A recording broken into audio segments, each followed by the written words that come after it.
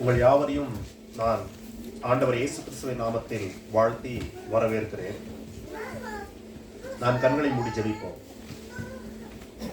எங்கள் நல்ல ஆண்டவரே, இந்த காலை பொழுதில் எங்களை அழைத்து எங்கள் துதிகளை ஏற்றுக்கொண்டீர். எங்கள் மத்தியில் சாட்சிகளை எழுப்பினீர். ஒரு வேத வசனத்தை மனப்பாடமாய் சொல்லும்படி கற்றுக்கொள்ளும்படி எங்களுக்கு பாக்கியம் கொடுத்தீர். இந்த வேத வசனத்துக்கு நேராக கடந்து வந்திருக்கிற எங்களோடு நீர் பேசும்.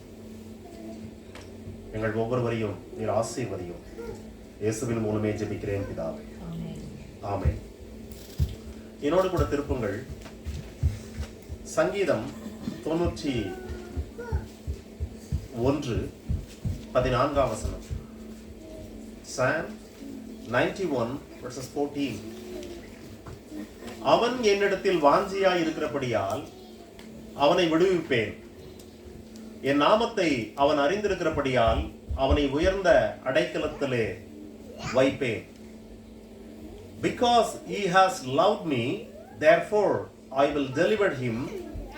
I will set him securely on high, because he has known my name.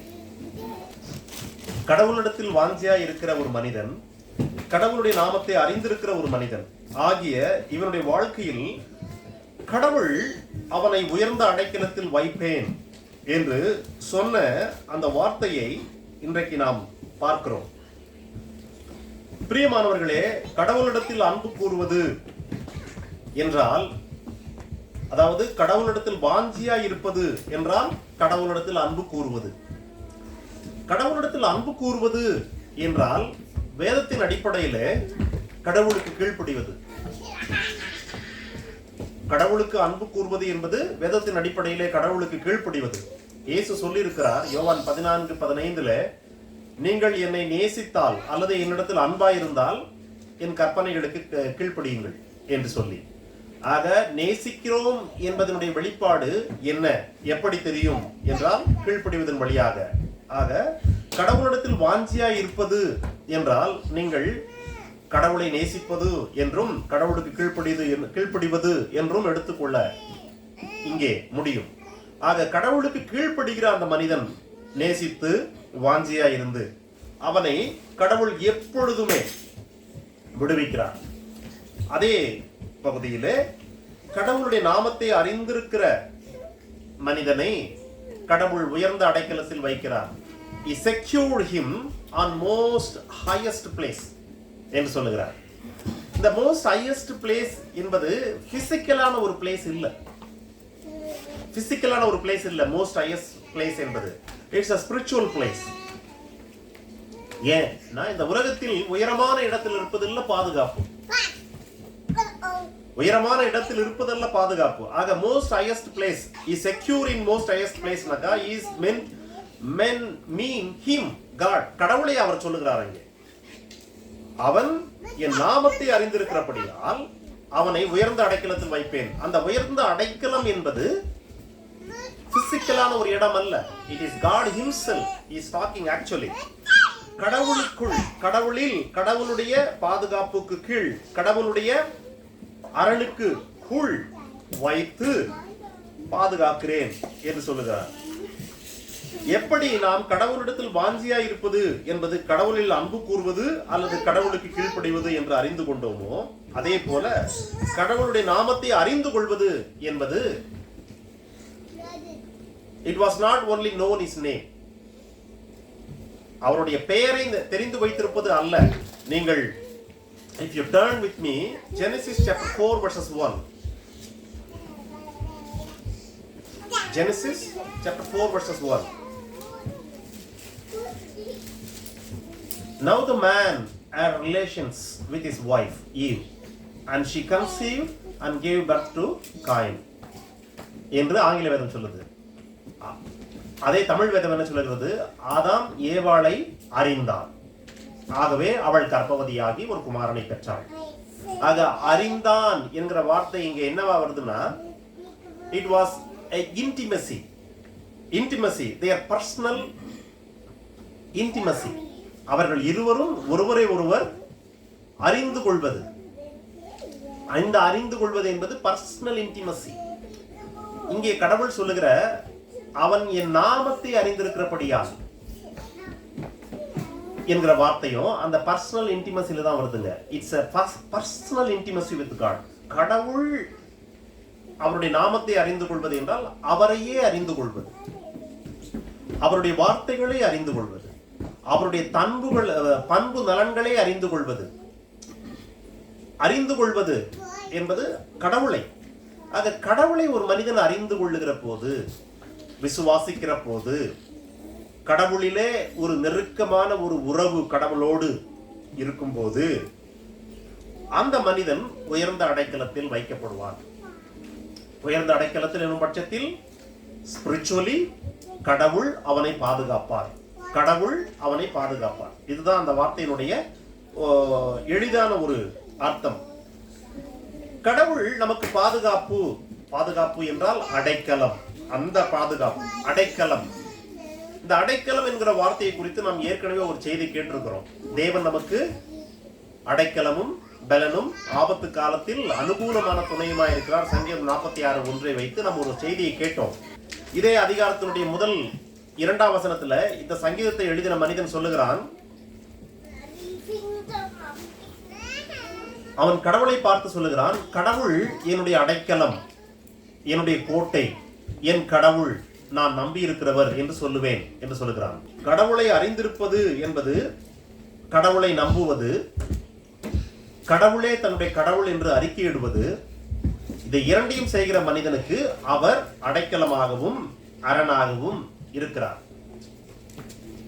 பிரியமானவர்களே, பழைய உடன்படிக்கை முழுவதுமே கடவுள் பல்வேறு இடங்களிலே தன்னை இஸ்ரவேல் மக்களுக்கு ஒரு அடைக்கலமாக வெளிப்படுத்தி இருக்கிறார். நான் உங்களுக்கு அடைக்கலம், நான் உங்களுக்கு அடைக்கலம் என்று சொல்லி இருக்கிறார். அதை விசுவாசித்த அநேக இஸ்ரவேல் மக்கள் அவர்களுடைய வாழ்க்கையிலே திரும்ப அறிக்கையிட்டிருக்கிறார்கள். என்னவென்று? கடவுள் என்னுடைய அடைக்கலம் என்று, கடவுள் என்னுடைய கோட்டை என்று, கடவுள் என்னுடைய பாதுகாப்பு என்று, கடவுள் என் கண்மலை என்று அவர்கள் அறிக்கையிட்டிருக்கிறார்கள். நீங்கள் 2 சாமுவேல் 22ஆம் அதிகாரம் 2 மற்றும் 3 ஆகிய வசனத்தை பார்க்கும்போது தாவீதினுடைய வார்த்தைகள் அங்கே வெளிப்படுகிறது. கர்த்தர் தாவீதை அவனுடைய எல்லா சத்துருக்களின் கைக்கும் சவுலின் கைக்கும் நீங்களாக்கி விடுவித்த போது அவன் கர்த்தருக்கு முன்பாக பாடின பாட்டு. அதுல அவன் என்ன சொல்றானா, கடவுள் என் கண்மலை. பிரியமானவர்களே, இந்த மனிதன் வனாந்தரமாக உயிருக்கு தப்பி ஓடிக்கொண்டிருந்தவன், புதர்களில் ஒளிந்து கொண்டிருந்தவன், குகைகளில் போய் ஒளிந்து கொண்டிருந்தவன், உயிருக்கு பயந்து அவன் குகையாய் போன போது கடவுள் அவனுக்கு கண்மலையாய் இருந்தார், கோட்டையாய் இருந்தார், மட்டுமல்ல இரட்சகராய் இருந்தார். கடவுள் அவன் நம்பி இருக்கிற துருகம் என்றால் a strong fold, very strong tower, கேடகம். எந்த ஒரு அம்பு அவனை தாக்குவதா இருந்தாலும், பட்டயமோ வில்லோ அம்போ எது தாக்குவதா இருந்தாலும் அவருக்கு முன்பு அதை தடுக்கிறதான ஒரு கேடகமாக கடவுள் அவனுக்கு இருந்தார். என் ரட்சண்ய கொம்பு, என் உயர்ந்த அடைக்கலம், again is highest refuge place. என் புகழிடம், அவன் போய் ஒரு பாதுகாப்பை கோருகிற ஒரு இடம். மறுபடியும் என் ரட்சகர். எத்தனை விதமான காரியங்களை தாவீது வெளிப்படுத்துகிறார் பாருங்க. இதுதான் கடவுளுடைய உண்மையான குணம்.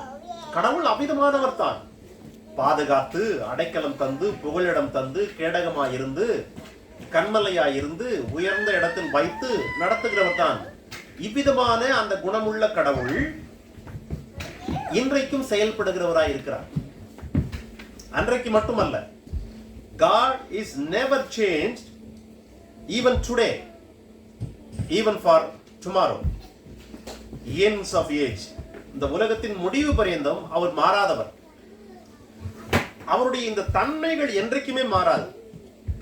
அவர் பாதுகாப்பு தருகிறவர், அடைக்கலமாய் இருக்கிறவர் என்கிற இந்த தன்மைகள் என்றைக்குமே மாறாது.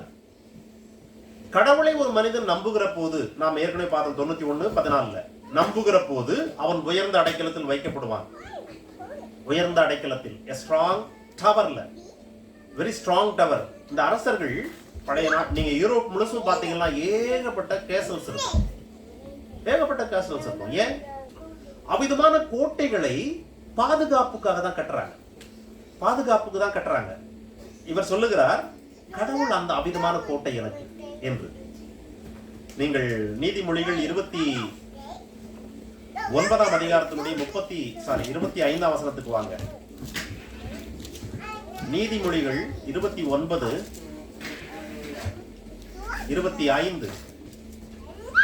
அதிலேயும் அதனுடைய கடைசி பகுதி, கர்த்தரை நம்புகிறவனோ உயர்ந்த அடைக்கலத்திலே வைக்கப்படுவான். ஒருவன் கடவுளை நம்பும் போது அவன் வாழ்க்கையில் கடவுள் மீது அவனுடைய விசுவாசத்தை வைத்து விடுகிற போது, கடவுளை நம்புவது என்பது கடவுளை அறிந்து கொள்வது, கடவுளை நேசிப்பது, கடவுளுக்கு கீழ்ப்படிவது என்ற எல்லாமே அதுல வருதுங்க. கடவுளுடைய வார்த்தையை அறிந்து கொண்டால் மட்டுமே நீ கீழ்ப்படிய முடியும். கடவுளுடைய தன்மைகளை நீ அறிந்து கொண்டால் மட்டுமே அவரை நேசிக்க முடியும், அதை விசுவாசிக்க முடியும். ஆக இவ்விதமான எல்லா இயல்புகளும் இணைந்து இருக்கும் போது அந்த மனிதன் கடவுளை நம்புகிறவனாய் இருக்கும் பட்சத்தில் அவன் பாதுகாப்பான ஒரு நிலையை, அதாவது உயர்ந்த அடைக்கலத்திலே வைக்கப்படுகிறான். இன்னும் ஒரு அழகான ஒரு வசனம் அந்த நீதிமொழிகள் இருக்குது. நீதிமொழிகள் 18:10. அநேகருக்கு அது மனப்பாடமாக கூட தெரியலாம். என்னது? கர்த்தருடைய நாமம் பலத்த துர்கம், நீதிமான் அதற்குள் ஓடி சுகமாயிருப்பான். கர்த்தருடைய நாமம், அவருடைய பெயர், திங்க் பண்ணி பாருங்க. கர்த்தருடைய பெயர் ஒரு பெரிய பாதுகாப்பாரனா? இல்ல. Once if you only take the name, it is not.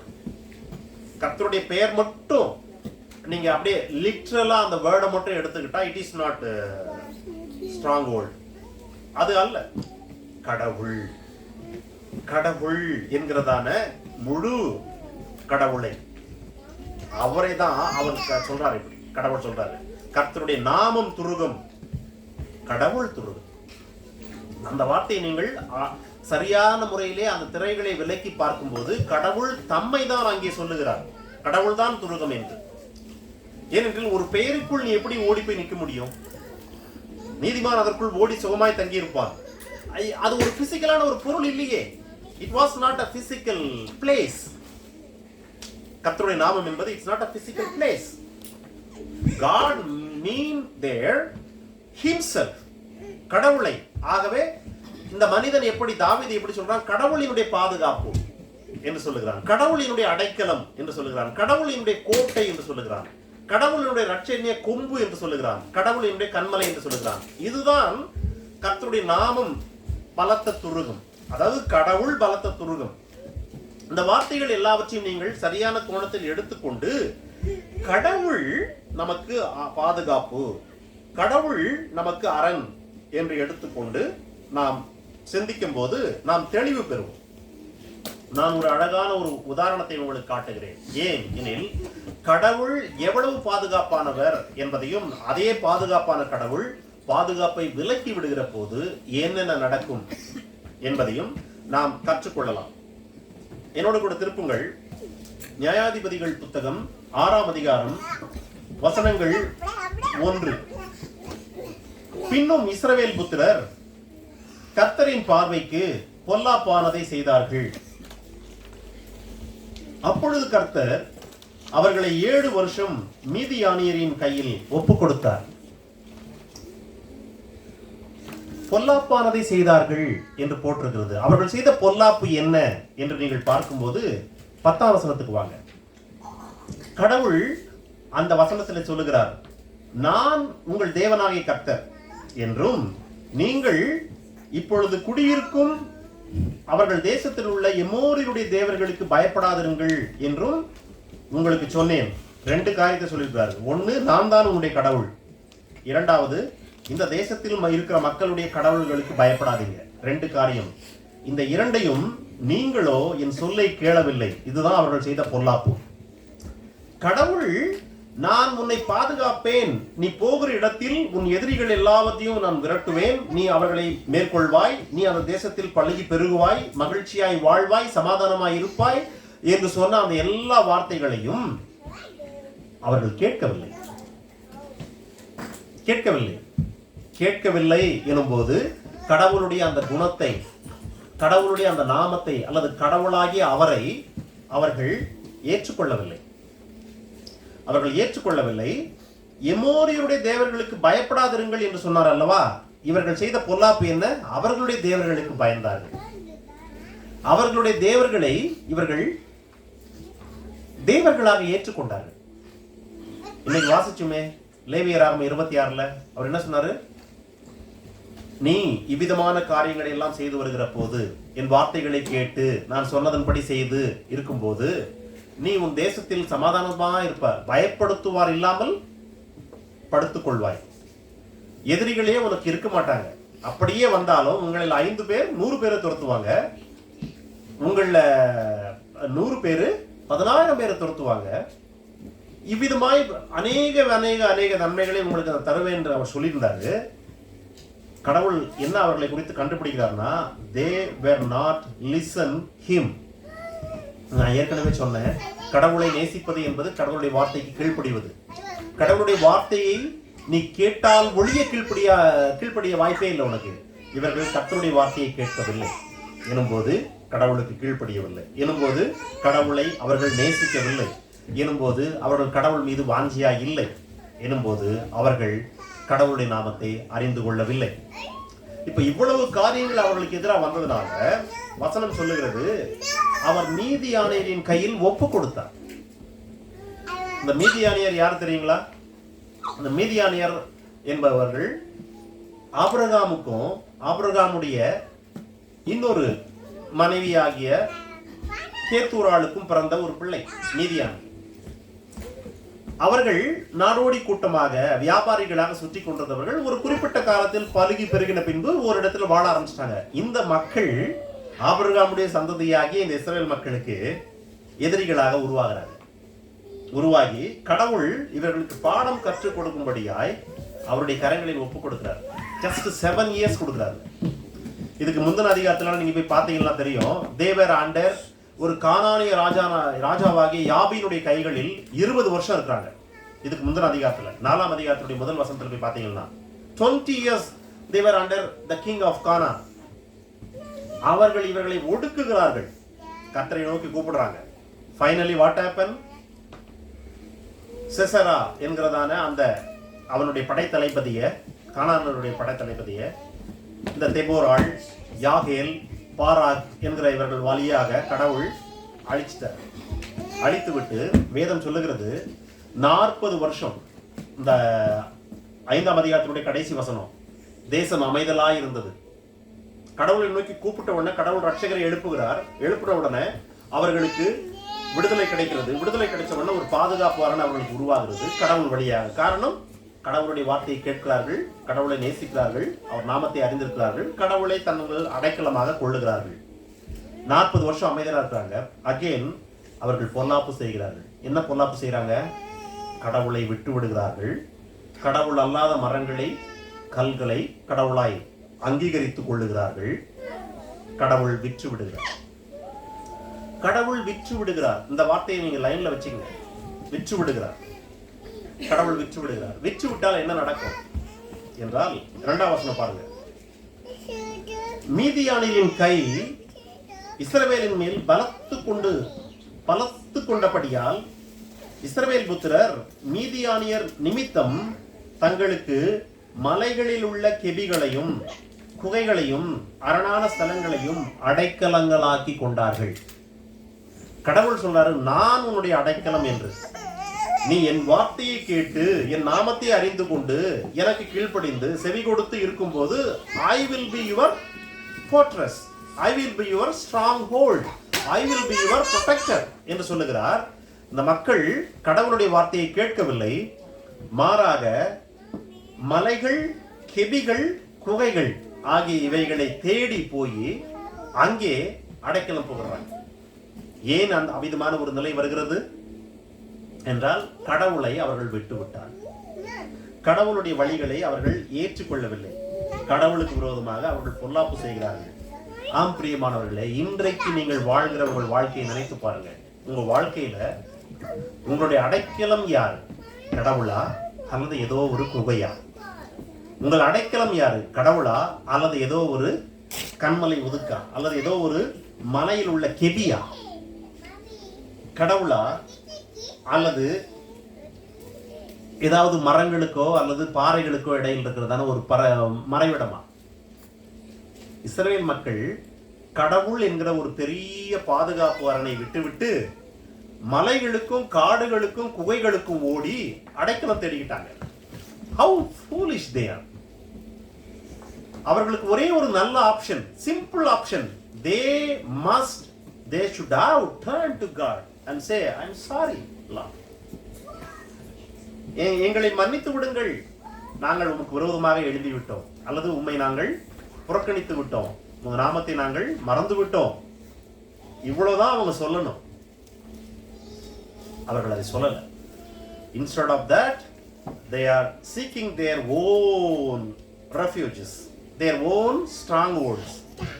It looked like strongholds. அங்கே போய் தங்கிட்டாங்க. அவிதமாய் தங்குறாங்கல்ல கடவுளை விட்டுட்டு. அவர்களுடைய வாழ்க்கையில என்ன நடக்குதுன்னு பாருங்க. அடுத்த வசனத்துல இஸ்ரவேலர்கள் விதை விதைக்கும் போது மீதியானியரும் அமலேக்கியரும் கிழக்கத்திய புத்திரரும் அவர்களுக்கு விரோதமா வராங்க.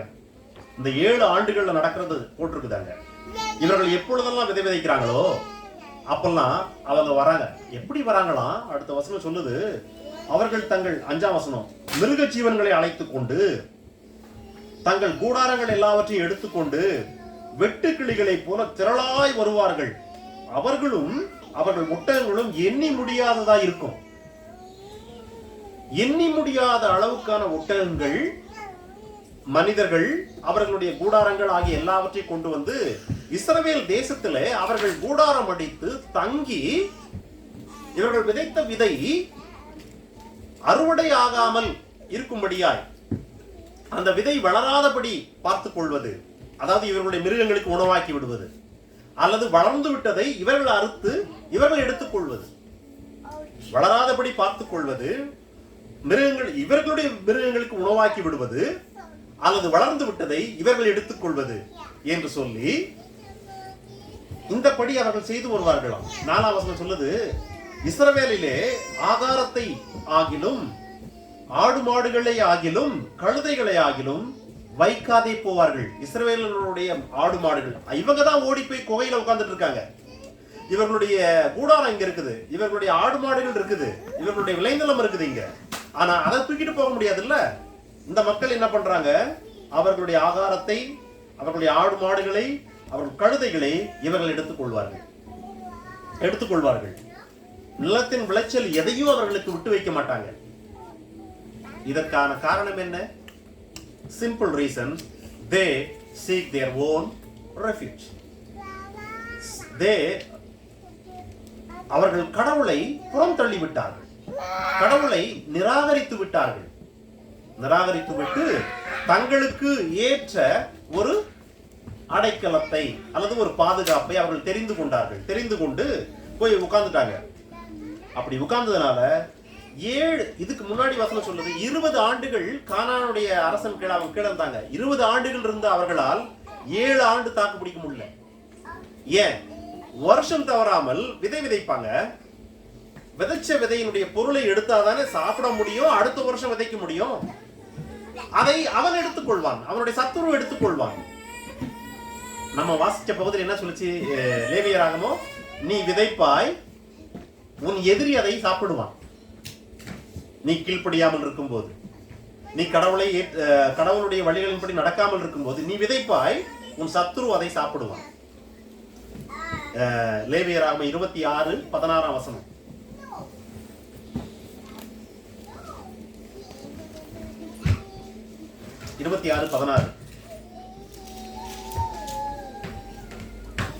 நான் உங்களுக்கு செய்வது என்னவென்றால், கண்களை பூத்து போக பண்ணுகிறதற்கும் இருதயத்தை துயரப்படுத்துகிறதற்கும் திகில், ஈழை, காய்ச்சல் உங்களுக்கு வரப்பண்ணுவேன். நீங்கள் விதைக்கும் விதை விருதாவாயிருக்கும், உங்கள் சத்துரு அதன் பலனை சாப்பிடுவார். ஏற்கனவே கடவுள் உங்களுக்கு ரொம்ப ஸ்ட்ராங்கா சொல்லி வச்சிட்டாரு, நீ போகிற இடத்தில் நீ இப்படி நடந்து கொள். அதை தவறும் பட்சத்தில் நீ விதைப்பாய், உன் சத்துரு சாப்பிடுவான். நீ பயந்து கொண்டு இருப்பாய். அப்படியே நீங்க இன்னொரு வசனத்துக்கு திருப்பலாம். உபாகமம் 28க்கு வாங்க. Deuteronomy chapter 28 verses 31 and 33. உன் மாடுகள் உன் கண்களுக்கு முன்பாக அடிக்கப்படும், ஆனால் நீ அதில் ஒன்றும் புசிப்பதில்லை. உன் கழுதை உனக்கு முன்பாக கொள்ளையிட்டு கொண்டு போகப்படும், உனக்கு அது திரும்ப கிடைக்காது. உன் ஆடுகள் உன் சத்துருக்களுக்கு கொடுக்கப்படும், விடுவிப்பார் ஒருவரும் இல்லாமல் இருப்பார்கள். 33. உன் நிலத்தின் கனியையும் உன் பிரயாசத்தின் பலனையும் நீ அறியாத ஜனங்கள் புசிப்பார்கள். நீ சகல நாளும் ஒடுக்கப்பட்டும் நொறுக்கப்பட்டும் இருப்பாய். இது கடவுள் தெள்ள தெளிவாக அவர்களுக்கு சொன்ன வார்த்தை. ஆனால் அந்த வார்த்தையை இவர்கள் புறம் தள்ளிவிட்டார்கள். கேட்க விரும்பவில்லை, திரும்ப விரும்பவில்லை. என்ன நடந்தது? அவர்களே அவர்களுக்கு வேண்டிய ஒரு பாதுகாப்பை தேட வேண்டிய ஒரு நிலை. அந்த பாதுகாப்பு அவர்களுக்கு பாதுகாப்பை கொடுத்ததா என்றால் அவர்கள் வாழ்க்கை சின்னாபின்னமாயிற்று. ஆடு மாடுகள் கழுதைகள் போய்விட்டது, உணவு இல்லை, பற்றாக்குறை, தொடர்ச்சியா இப்படியே நடந்தது. கடவுள் இடத்தில் திரும்புகிறார்கள். இப்பொழுது பிரியமானவர்களே, நம்முடைய வாழ்க்கையிலே, உங்கள் வாழ்க்கையில், ஒவ்வொருத்தருடைய வாழ்க்கையிலும் நீங்கள் விதைக்கிற விதை பலனாய் உங்கள் அண்டையில் வந்து சேருகிறதா? உங்கள் கைகளின் பிரயாசம், நீங்கள் வேலைக்கு போறீங்க, உங்களுடைய கைகளின் பிரயாசம் உங்களுக்கு ஆசீர்வாதமாய் உங்கள் இடத்துல திரும்பி வருதா? ஒருவேளை நீங்க விதைக்கிற விதை உங்களுக்கு வரவில்லை, உங்கள் கைகளின் பிரயாசம் உங்களுக்கு வரவில்லை என்றால் just check, maybe you have your stronghold other than God. கடவுள் அல்லாமல் வேற ஏதோ ஒரு stronghold நீங்க வச்சிருக்கலாம். Is God your refuge? Just give a small examination to your ways and your heart. உங்கள் வழிகளுக்கும் உங்கள் இருதயத்துக்கும் ஒரு சின்ன ஒரு பரிசோதனை கொடுத்து பாருங்கள். கடவுள் தான் உங்களுக்கு ஒரு பாதுகாப்பு அரணாக இருக்கிறாரா? கடவுள் தான் உங்களுக்கு ஒரு அடைக்கலமாக இருக்கிறாரா? இல்லை, ஒருவேளை நீங்கள் கடவுளுடைய சொல்லை விட்டுவிட்டு நீங்களே உங்களுக்கென்று பாதுகாப்புகளை தேடிக்கொண்டிருக்கிறீர்களா என்று பாருங்கள். கடவுளை விட்டு பின் திரும்புகிற போது, கடவுளை விட்டு பின்னே திரும்பி விடுகிற போது, இருதயம் திரும்பி விடுகிற போது, அந்த மனிதனுடைய வாழ்க்கை அவன் முன்னிலைமையை பார்க்கிறோம். அதாவது கடவுளை ஏற்றுக்கொள்ளாமல் இருந்த முன்னிலைமையை பார்க்கிறோம். கடவுளை ஏற்றுக்கொண்டு ஆனால் பின் திரும்பி விடுகிற அந்த நிலை இருக்குல்ல, மிகவும் மோசமான ஒரு நிலை, பரிதபிக்கப்பட ஒரு நிலை. அவிதமான நிலையில் அநேக கிறிஸ்தவர்கள் இன்றைக்கு இருக்கிறார்கள். They think இது இரண்டையும் சமாளித்துக் கொண்டு வாழ்க்கையை ஓட்டிவிட முடியும் என்று. இல்லை, you have only choice. Either you have to turn right or you have to turn left. Either you have to go front or you have to go back. There is no possible for you to do both together. கடவுளையும் இந்த உலகத்தில் இருக்கிற மற்ற அடைக்கலங்களையும் அடைக்கலமாக நீ கருதி கொள்ள முடியாது. It won't happen in that way. எரேமியா 17ஆம் அதிகாரத்தினுடைய 5-6 வசனங்களை வேதம் இப்படியாக சொல்லுகிறது. 5ஆம் வசனத்தினுடைய பின்பகுதி, கர்த்தரை விட்டு விலகுகிற இருதயம் உள்ள மனுஷன் சபிக்கப்பட்டவன். கர்த்தரை விட்டு விலகுகிற இருதயம் உள்ள மனுஷன் சபிக்கப்பட்டவன். இந்த மக்கள் நாம் பார்த்த பகுதியிலே கர்த்தரை விட்டு விலகிவிட்டு பொல்லாப்பு செய்தார்கள். எப்படி என்றால், அந்த எமோரியருடைய கடவுளை தங்கள் கடவுளாக தெரிந்து கொண்டார்கள் எனும் பட்சத்தில் கர்த்தரை விட்டு அவர்கள் விலகிவிட்டார்கள். அவர்களுடைய இருதயம் கர்த்தர் பக்கம் சாயவில்லை. அவிதமான மக்கள் எப்படி இருப்பார்கள் என்று இந்த வசனம் சொல்லுது. அடுத்த வசனம், அவன் அவாந்தர வெளியில் கரளையாய் போன செடியை போல இருப்பான். கரளையாய் போன செடி என்றால் அதாவது ஒரு முட்புதர் போல ஆயிடுவான். முட்புதர் போல ஆயிடுவான். ஆகவே அதில் பலனே இருக்காது, பலனே இருக்காது. முட்புதர் மட்டுமல்ல, நன்மை வருகிறதை காணாமல் வனாந்தரத்தின் வறட்சியான இடங்களிலும் குடியில்லாத ஒவ்வொரு நிலத்திலும் தங்குவான். கர்த்தரை விட்டு விலகுகிறவன் சால்ட்டி பிளேஸ்ல இருப்பான், வறட்சியான இடமா இருக்கும், நன்மையே பார்க்க முடியாது. இப்ப இந்த மக்கள் எங்க போயிருந்தாங்க? நம்ம பார்த்த பகுதியில காடுகள்ல இருக்கிறதான குகை, கெபி, இதெல்லாம் இருந்தாங்க. அங்க அவர்களுக்கு என்ன கிடைச்சிருக்கும்? காடுகள் மலைகள் என்பதே ஒரு சால்ட்டி பிளேஸ் தான். ஒரு இது சொன்ன அந்த உவர் நிலம், குடியில்லாத இடம், அங்கே குடி கிடையாது, மக்கள் வாழ்கிற இடம் அல்ல அது. அதோடு கூட அது வறட்சியான ஒரு இடம். ஒரு கெபி, இந்த பாலஸ்தீன தேசத்தில் இருக்கிற அந்த கெபிகள் இருக்குல்ல, அது வந்து ரொம்ப பெரிய பெரிய கெபிகள், வெறும் பாறைகள் நிறைந்த கெபிகள், மரங்கள் இல்லாத. ஒருவேளை ஆச்சரியமான சில இடங்கள்ல கொஞ்சம் தண்ணி இருக்கலாம் குடிக்க, மற்றபடி வேற எந்த விதமான நன்மைகளும் கிடையாது.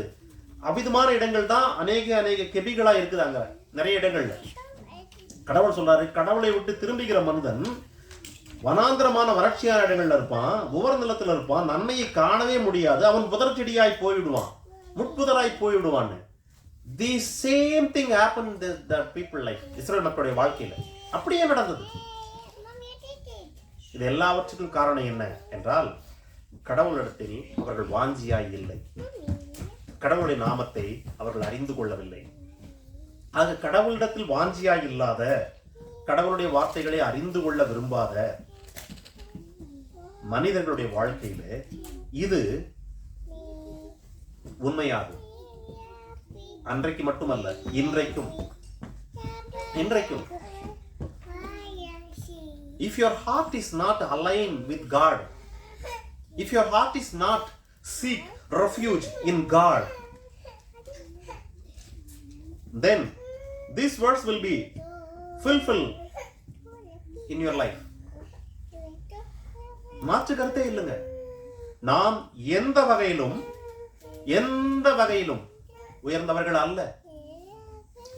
இந்த உலகத்தில் பிறந்த ஒவ்வொரு மனிதனுக்கும் இருப்பது போலவே கடவுள் நமக்கும் வாய்ப்புகளை கொடுத்திருக்கிறார். இஸ்ரவேல் மக்களுடைய வாழ்க்கையிலே கடவுள் அவர்களுக்கு கொடுத்தது எல்லாமே இந்த உலகத்தின் பாதுகாப்பு, இந்த உலகத்தின் நன்மைகள், இந்த உலகத்தினுடைய உத்தரவாதங்கள். அந்த உத்தரவாதங்களை அனுபவிக்க அவர்கள் தவறிவிட்டார்கள் அநேக சமயங்கள்ல. நாம் அதை அனுபவிக்க வேண்டும் என்றால் கடவுள் நமக்கு சில வழிமுறைகளை வைத்திருக்கிறார். அவர் மீது வாஞ்சியா இருக்க வேண்டும், அவர் நாமத்தை அறிந்திருக்க வேண்டும். which means அவருக்குள் அடைக்கலம் புக வேண்டும், அல்லது அவருடைய பாதுகாப்பை கோர வேண்டும், அவருக்கு கீழ்ப்படிய வேண்டும், அவரை நேசிக்க வேண்டும் என்று. இந்த வருடத்தின் துவக்க முதல் மாதம் இது. just give an examination to you. உங்களுடைய நம்பிக்கை யார் மீது இருக்கிறது? உங்களுடைய பேங்க் அக்கவுண்ட் மேல இருக்குதா? அல்லது உங்களுக்கு மாதம் வர வேண்டிய சம்பளத்தின் மீது இருக்கிறதா? அல்லது இவங்க பார்த்துக்குவாங்க அவங்க பார்த்துக்குவாங்கன்னு இருக்குதா? நோ. ஓசியா 5:15, அவர்கள் தங்கள் குற்றங்களை உணர்ந்து என் முகத்தை தேடும் மட்டும் நான் என் ஸ்தானத்திற்கு திரும்பி போய்விடுவேன். கடவுள் இஸ்ரவேல் மக்களை குறித்து சொன்ன ஒரு வார்த்தை. அவர்கள் என்னை விட்டு விலகிவிட்டார்கள், என்னை அவர்கள் தேடவில்லை. இப்படி இருக்கிற அவர்கள் அவர்களுடைய குற்றத்தை உணர்ந்து என் முகத்தை தேடும் மட்டும் நான் என் ஸ்தானத்திற்கு திரும்பி போய்விடுவேன். கடவுள் சொன்ன வார்த்தை. That's what happened. Each and every time, 20 years, 7 years, 8 years, 15 years அப்படின்னு அவர்கள் ஒவ்வொரு மக்கள் கூட்டத்திற்கு கீழே அடிமைகளா இருந்தாங்க. அவர்கள் இவர்களை நொறுக்கி கொண்டிருந்தாங்க, வருத்தப்படுத்தி கொண்டிருந்தாங்க, இவர்களுடைய எல்லா நன்மைகளையும் அவர்கள் அனுபவித்துக் கொண்டிருந்தாங்க. ஏன் அப்படின்னா கடவுள் அண்டையில அவர்கள் திரும்பவில்லை அது வரைக்கும். The moment they turned to God, God started to work. அதான் சொல்றாரு, தங்கள் ஆபத்தில் என்னை கருத்தாய் தேடுவார்கள். கடவுள் எதுக்கு ஆபத்து அனுப்புறாரு இஸ்ரவேல் மக்களுக்கு? எதுக்கு அங்க மீதியானர்களை 7 வருஷம் அனுப்புறாரு? அந்த மீதியானர்கள் அவர்களை அவ்வளவாய் பட்சித்து போடும்படி ஏன் பண்ணாரு என்றால், இவர்கள் திரும்ப வேண்டும், திரும்பி உண்மையான அடைக்கலத்தை அவர்கள் கோர வேண்டும். அப்படி கோருகிற போது கடவுள் உதவி செய்ய வேண்டும். இது கடவுளுடைய வாஞ்சை. நீ கடவுளை விட்டு விலகக்கூடாது, இது கடவுளுடைய எண்ணம். நீ விலகி விடுகிறாய், விலகிவிட போது நீ உடனடியாக மனம் திரும்ப வேண்டும், இது கடவுளுடைய எதிர்பார்ப்பு. நீ திரும்பவில்லை, ஆகவே ஆபத்து உனக்கு உத்தரவாதமாகுது. ஏன்? அதுலயும் கடவுளுடைய நன்மை இருக்கிறது. என்னவென்றால், ஆபத்தை உணர்கிற நீ, ஆபத்தை அனுபவிக்கிற நீ உடனடியாக திரும்புவாய். ஆகவே திரும்புவதன் வழியாக நான் உனக்கு உதவி செய்வேன். இந்த எல்லா கடவுளுடைய வழிமுறைகளையும் பார்த்தா அவருடைய அந்த அன்பு, நம் மீது இருக்கிற அந்த அன்பு நம்ம எப்படியாகிலும், இப்ப பவுல் சொல்றாரு, யூதனுக்கு யூதனை போல இருக்கிறேன், கிரேக்கனுக்கு கிரேக்கனை போல நடந்துக்கிறேன். எப்படி? ஏன் அப்படின்னா, எப்படியாகிலும் எல்லாரையும் நான் ஆண்டவருக்கு ஆதாயப்படுத்த வேண்டும், சேம் வே ஆண்டவருக்கு எப்படியாகிலும் நம்மை தம் அண்டையில் திருப்ப வேண்டும், அவருடைய முகத்தை தேட வைக்க வேண்டும், அவருடைய நாமத்தை அறிந்து கொள்ள வைக்க வேண்டும் என்பதற்காக அவர் வார்த்தைகளை கொடுத்திருக்கிறார், வாக்குத்தத்தங்களை கொடுத்திருக்கிறார், தம்முடைய நாமத்தை வெளிப்படுத்தி இருக்கிறார். இவைகள் எல்லாவற்றையும் புறம் தள்ளிவிட்டு போன ஒருவனுக்கு ஆபத்தை அனுப்புகிறார். எதற்கு? ஆபத்தின் நிமித்தமாவது என்னை நோக்கி கூப்பிடு. அப்படி கூப்பிடுகிற போது நான் உன்னை விடுவித்து உனக்கு நான் அடைக்கலமாயிருப்பேன். இந்த எல்லா வழிகளையும் ஆக பிரியமானவர்களே, கடவுளை விட்டு பிரிந்து போகிற ஒரு மனிதன், விலகுகிற ஒரு மனிதன், அவனுடைய இருதயம் கடவுள் அண்டையிலிருந்து திரும்பி விடுகிற போது அவன் ஒரு முட்புதராய் மாறிவிடுவான், சால்டி நிலமா மாறிடுவான், நன்மையை காணாத ஒரு மனிதனாய் மாறிவிடுவான், வறட்சியான இடங்களில் குடியிருக்கிற ஒரு மனிதனாய் மாறிவிடுவான். இது அத்தனை இஸ்ரவேல் மக்களுடைய வாழ்வில் நடந்தது.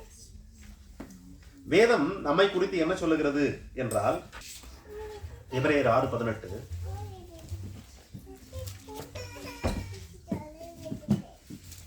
நமக்கு முன் வைக்கப்பட்ட நம்பிக்கையை பற்றிக் கொள்ளும்படி அடைக்கலமாய் ஓடி வந்த நமக்கு 2 மாறாத விசேஷங்களினால் நிறைந்த ஆறுதல் உண்டாகும்படிக்கு எவ்வளவு வேணும் பொய்யுரையாத தேவன் அப்படி செய்தார். இங்கே கடவுளை நோக்கி அடைக்கலமாக ஓடி வந்திருக்கிற மக்களை பார்த்து அவர்களுக்கு நன்மைகள் உண்டாகும்படி 2 மாறாத விசேஷங்களை ஏற்படுத்தி இருக்கிறார் என்று வேதம் சொல்லுகிறது. நம்மை புதிய உடன்படிக்கையில் இருக்கிற இயேசுவை ஏற்றுக்கொண்டு வருகிற நம்மை கடவுள் அண்டையில் அடைக்கலமாய் வந்தவர்களாய் வேதம் சொல்லுகிறது. பிரியமானவர்களே, நீங்க நல்லா புதிய ஏற்பாடு முழுசு நீங்க படிச்சு பாருங்க. You will never find even a single place கடவுள் தம்மை நான் உங்களுக்கு அடைக்கலம் சொன்னதா எங்கேயுமே நீங்க பார்க்க மாட்டீங்க. நான் உங்களுக்கு அடைக்கலம் என்று சொன்னதா வசனத்தை புதிய உடன்படிக்கையில் புது ஏற்பாட்டில் எங்கேயுமே பார்க்க மாட்டீங்க. ஏனெனில் கடவுளுடைய கேரக்டர் எல்லாம் ஏற்கனவே வெளிப்படுத்த ஆயிடுச்சு. God's character will be never changed. So he is our refuge. Absolutely.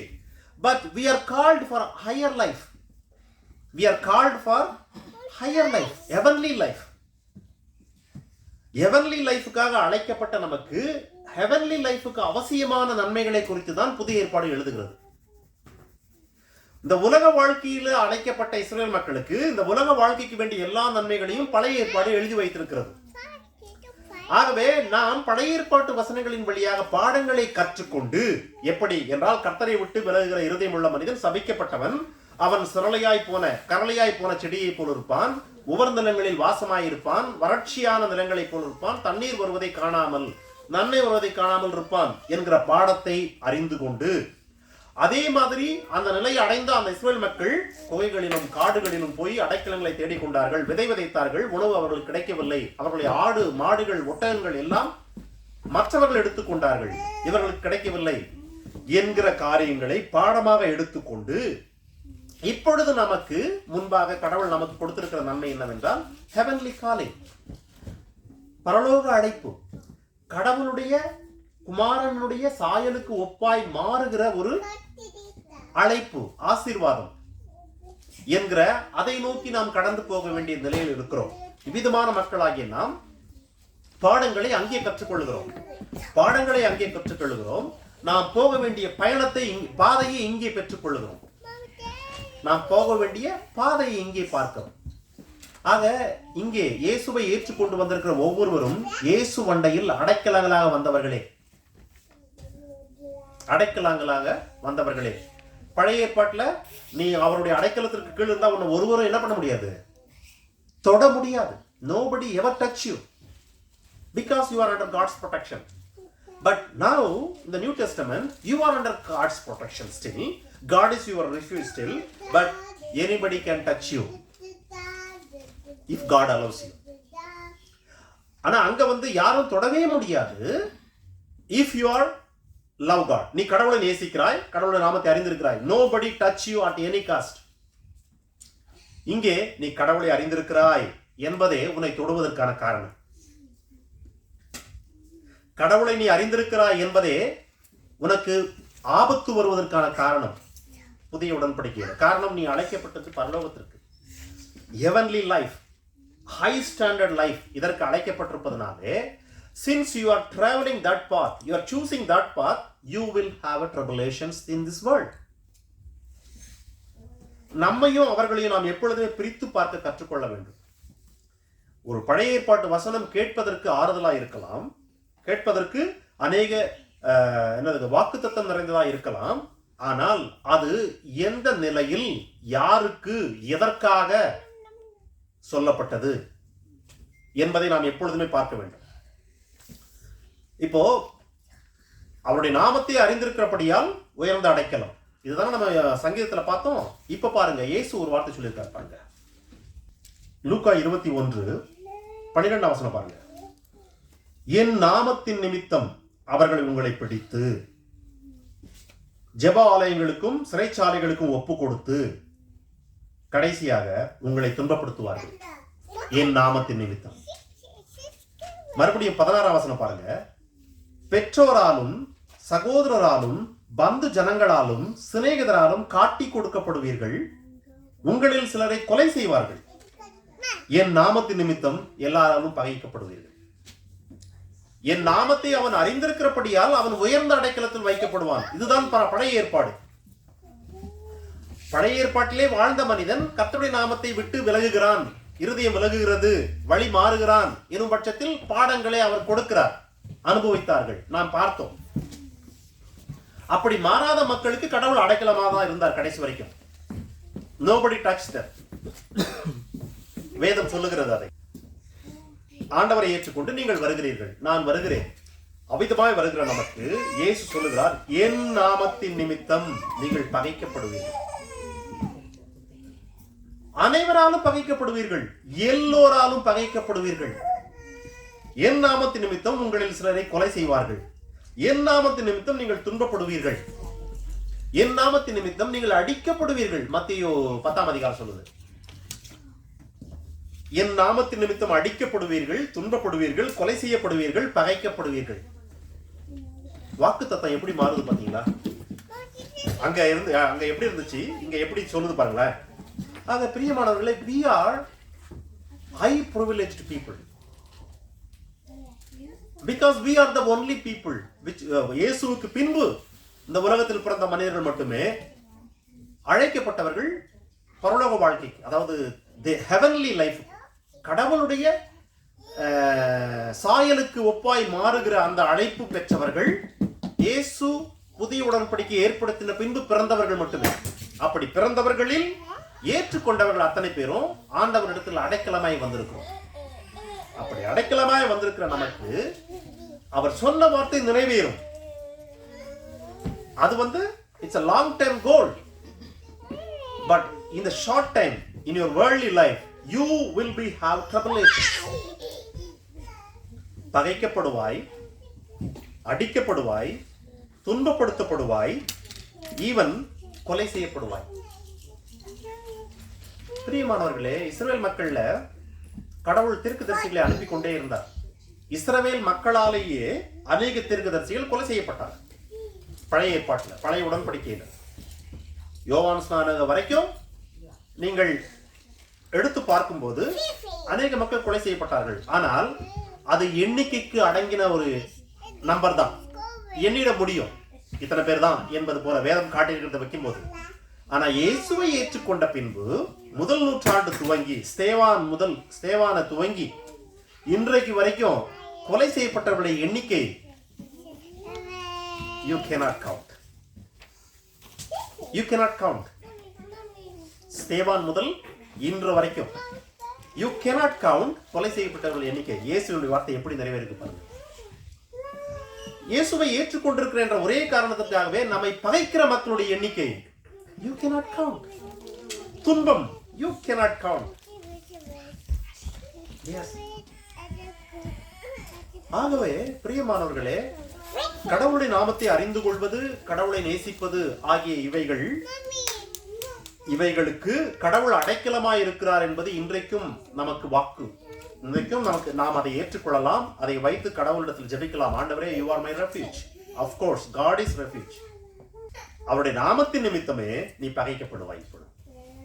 அன்னைக்கு கர்த்தருடைய நாமத்தின் நிமித்தம் இஸ்ரவேல் மக்கள் பிரஜாதி மக்களால், அதாவது மற்ற இன மக்களால் பகைக்கப்படல, நாமத்தின் நிமித்தம் பகைக்கப்படல. அவருடைய செல்வங்கள், அவருடைய வளங்கள், அவருடைய வாழுமிடம், அவர்களுக்கு விளைச்சல், இவைகளை நிமித்தம் அவர்கள் பட்சித்தாங்க அவங்களை, இவைகளை நிமித்தம். ஆனா இன்றைக்கு இயேசுவின் நாமத்தின் நிமித்தமாகவே நாம் பகைக்கப்படுவோம், துன்பப்படுவோம் என்று வேதம் நமக்கு சொல்லுகிறது. ஆனால் பிரியமானவர்களே, இது எல்லாமே நமக்கு தற்காலிகமான ஒரு நிலை, தற்காலிகமானது. நித்தியம் என்பது எவர்லாஸ்டிங், நெவர் எண்டிங். அந்த நெவர் எண்டிங் லைஃபுக்காக தான் நம்ம இன்றைக்கு இப்பொழுது ஆயத்தப்படுத்தி கொண்டிருக்கிறார். ஆகவே இந்த உலக வாழ்க்கையில் நீங்கள் அனுபவிக்கிற, நீங்கள் கடந்து போகிற பாதையில் இருக்கிற உஷ்ணம், துன்பம், வேதனை, இவைகள் எல்லாவற்றையும் மறந்துவிட்டு கடவுளை சார்ந்து கொள்ளுங்கள், கடவுளுடைய வார்த்தையை பிடித்துக் கொள்ளுங்கள், கடவுளுடைய நாமத்தை பிடித்துக் கொள்ளுங்கள். நாமத்தை என்னும் பட்சத்தில் கடவுளை, கடவுளுடைய பெயரை, கடவுளுடைய குணத்தை, கடவுளுடைய வாக்கு தத்தங்களை, அப்படி நாம் இவைகளை பிடித்துக் கொண்டு கடவுளுடைய சாருகிற போது கடவுள் நமக்கு அடைக்கலமாயிருந்து பாதுகாக்கிறார். Take this word. May God bless you.